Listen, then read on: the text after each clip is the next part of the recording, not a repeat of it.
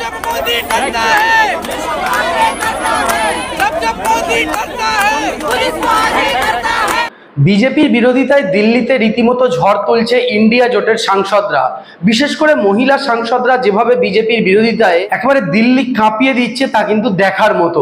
শুনলেন প্রিয়াঙ্কা গান্ধী এবং ইন্ডিয়া জোটের মহিলা সাংসদদের সেই স্লোগান, জব জব মোদি ডরতা হ্যায় পুলিশ কো আগে করতা হ্যায়। যখনই মোদি ভয় পায় তখনই পুলিশকে আগে বাড়িয়ে দেয়। বিজেপির এবারে স্লোগান ছিল ইসবার 400 পার, কিন্তু তারা 400 পার করতে পারেনি। তারা একক সংখ্যাগরিষ্ঠতাও জোগাড় করতে পারেনি। নীতিশ কুমার এবং চন্দ্রবাবু নাইডুদেরকে সঙ্গে নিতে হয়েছিল। এখন কিন্তু দিল্লিতে যথেষ্ট চাপে রয়েছে মোদী সরকার।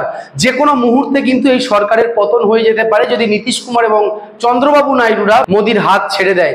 সেক্ষেত্রে কিন্তু যথেষ্ট চাপ সৃষ্টি হবে নরেন্দ্র মোদীর উপর। দিল্লিতে ইন্ডিয়া জোটের এই সাংসদদের যে আন্দোলন, যে লড়াই, এসআইআর বিরোধী যে লড়াই, ভোট চুরির যে অভিযোগ, এ বিষয় নিয়ে আপনাদের মন্তব্য কমেন্ট বক্সে অবশ্যই জানাবেন।